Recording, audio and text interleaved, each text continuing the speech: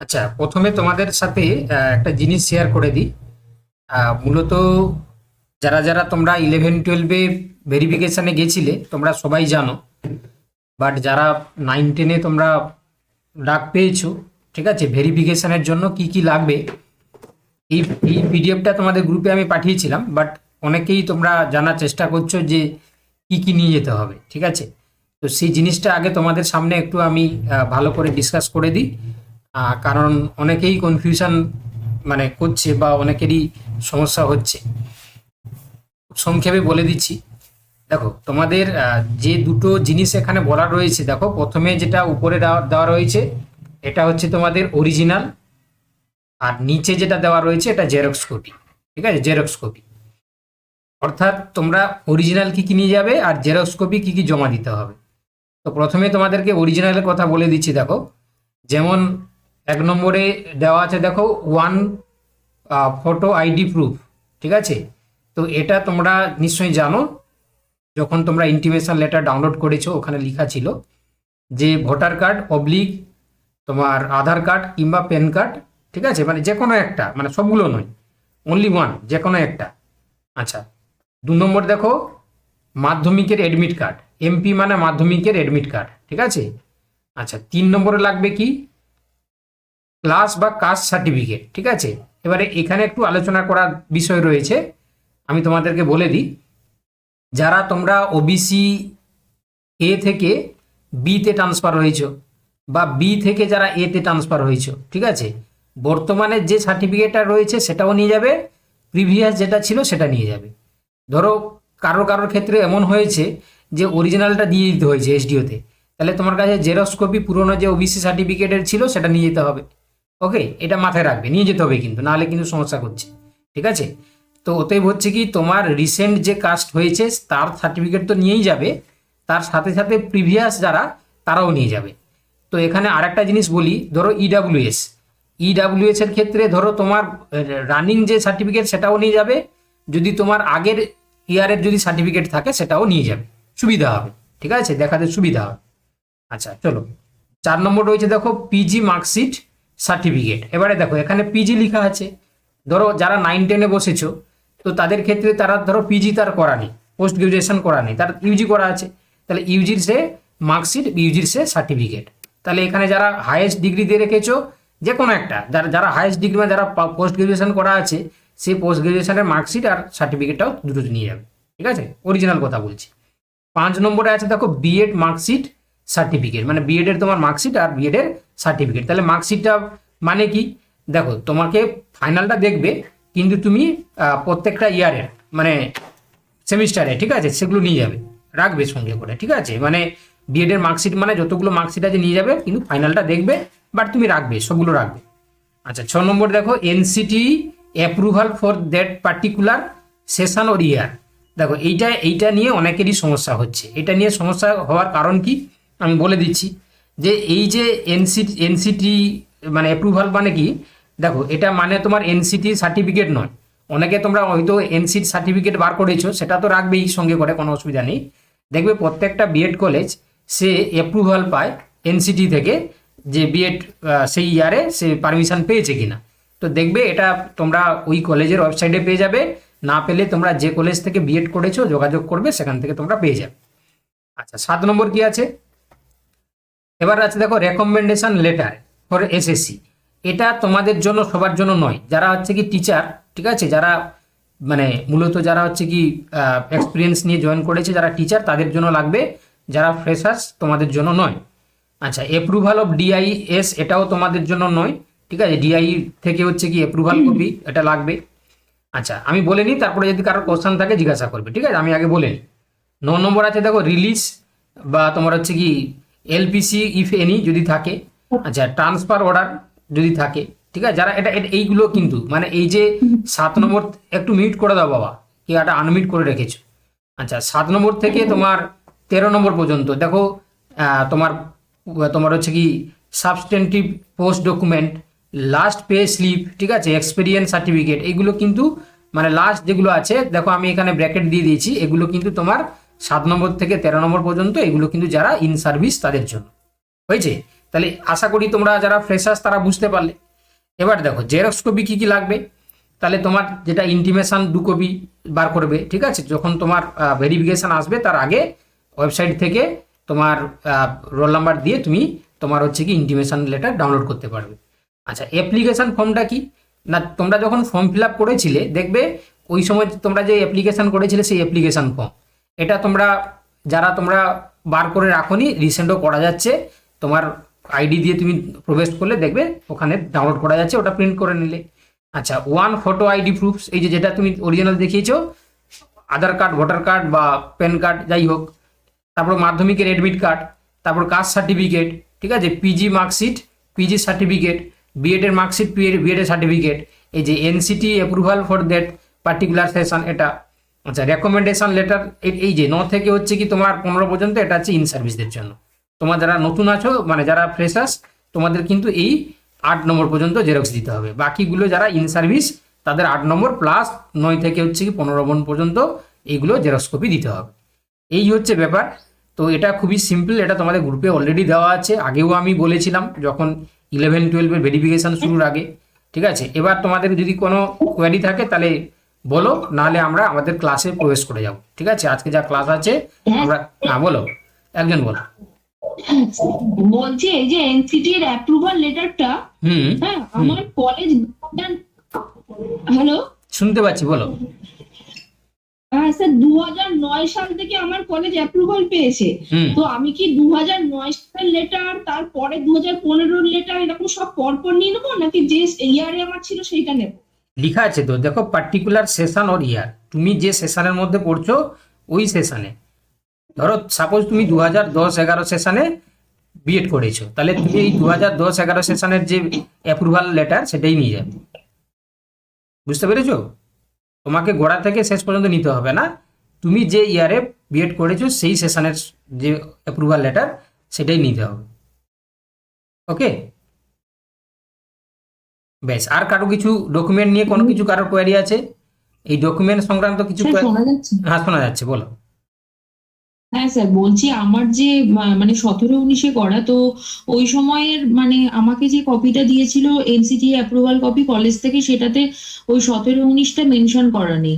মানে জাস্ট ওই বোধহয় 12-13 এরকম, 15-14 মানে এরকম অনেকগুলো সাল আছে, বাট 17-19টা মেনশন করা নেই।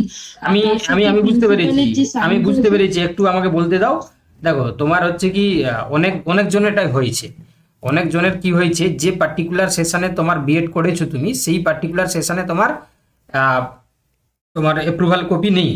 এটা শুধু তোমার নয়, এরকম অনেকেই আছে। তো সেক্ষেত্রে আমি তোমাদেরকে বলে দিচ্ছি তাদের তাদের জন্য কি করবে। প্রথমে তো তুমি হচ্ছে কলেজের সাথে যোগাযোগ করবে, যদি তারা কোনোভাবে দিতে পারে তো ভালো, যদি না পারে বা যদি তার, ধরো সাপোজ হচ্ছে কি 2010-এ তুমি করেছো, তাহলে 2010-এ করলে তাহলে তুমি যদি পাও 10-এর আগে এবং 10-এর পরে, যদি আগে পরে দুটো যদি পেয়ে যেতে পারো তাহলে তাই নিয়ে যাবে। আমি বুঝতে পারছি এটা অনেকেরই ক্ষেত্রে হয়েছে যে মানে ওই যে সেশনে তোমার বিএড ছিল সেই সেশনে পাওয়া যাচ্ছে না। প্রথম কথা তুমি বিএড কলেজের সাথে যোগাযোগ করো যে আমার এটা লাগবে, এইটু বলেছে, আপনাদের কপিটা দিন। আচ্ছা, তারা যদি বলে যে আমরা একটা কপি করেছিলাম সেটা অনেকদিন চলেছিল, তাহলে সেটা তোমরা নাও। আর যদি কোনোভাবেই না করতে পারো, যতগুলো সেশন মানে যতগুলো সেশনে পাচ্ছ সবগুলো নিয়ে চলে যাবে, তাই না? এছাড়া আর কোনো উপায় নেই, ঠিক আছে। আমার কাছে আর কোনো সলিউশন নেই। আপাতত এইটুকু তোমাদেরকে বলতে পারি যে কলেজের সাথে যোগাযোগ করে যদি পেতে পারো ভালো, নাহলে আগে পড়ে যা আছে সবগুলো নিয়ে চলে যাবে। আর যার যার ক্ষেত্রে পার্টিকুলার, আমার স্যার, স্যার আমার কলেজে আমাদের যে সেশনটা ছিল সেই ইয়ারের তো নেই। এবারে ওই 15 সালের অ্যাপ্রুভাল কপিটাতে, ওটাতে একটা ওই প্রিন্সিপালকে দিয়ে সাইন করিয়ে দিয়ে দিয়েছে।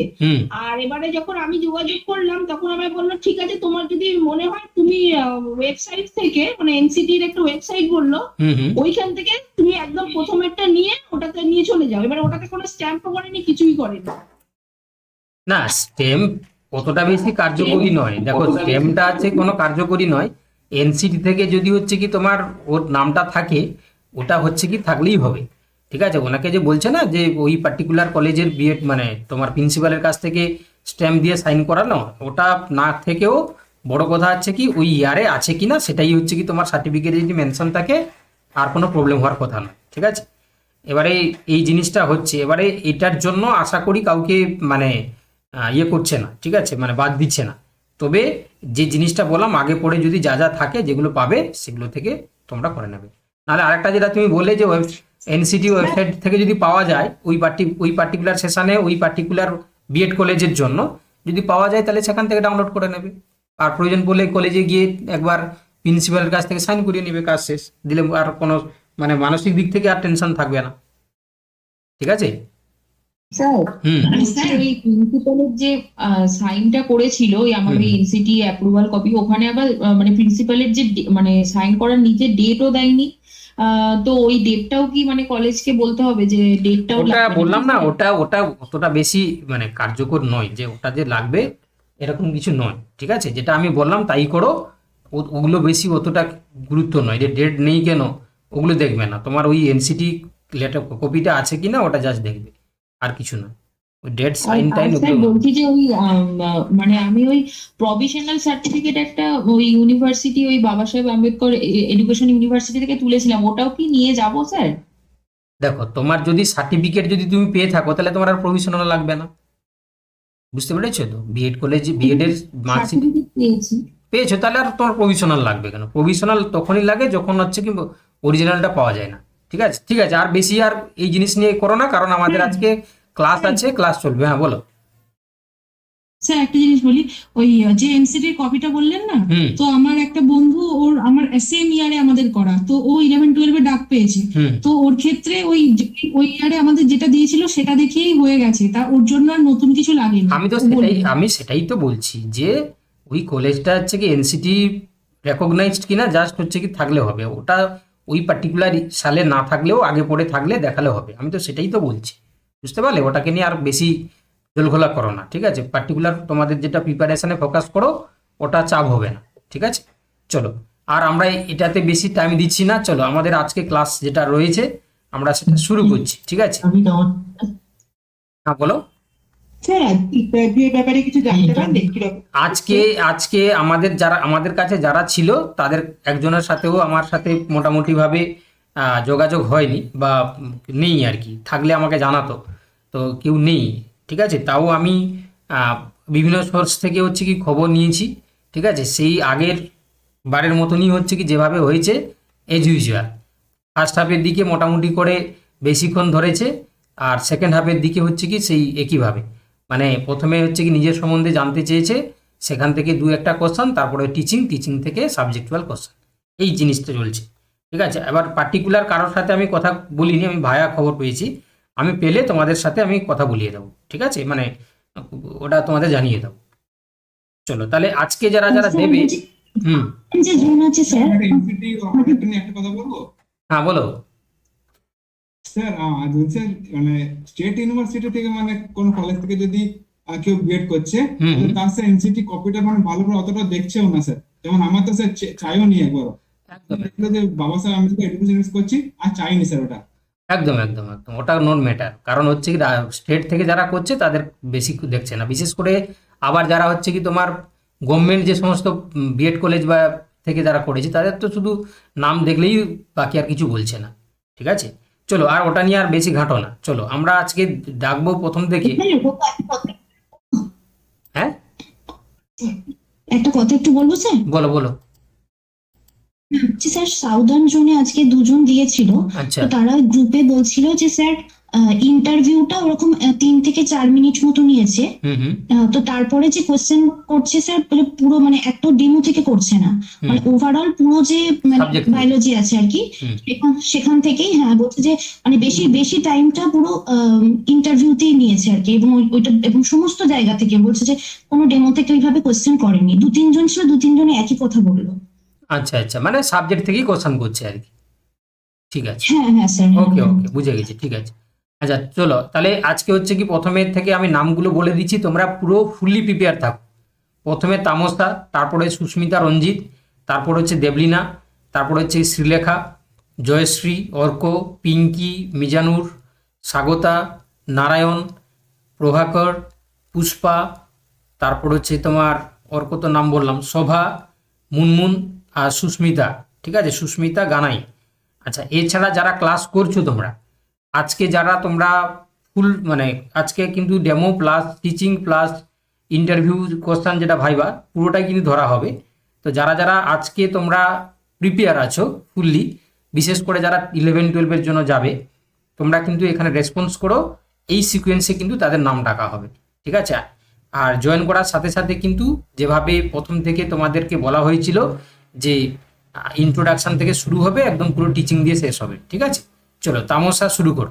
তামসা নস্কর, রেডি থাকবে সুস্মিতা রঞ্জিত।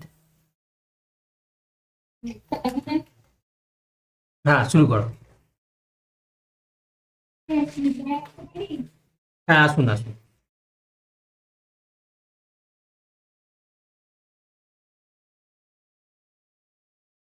হ্যাঁ বসুন বসুন। Thank you, sir. Good morning, sir. Good morning, ma'am. আচ্ছা আপনি আপনার সম্বন্ধে বলুন।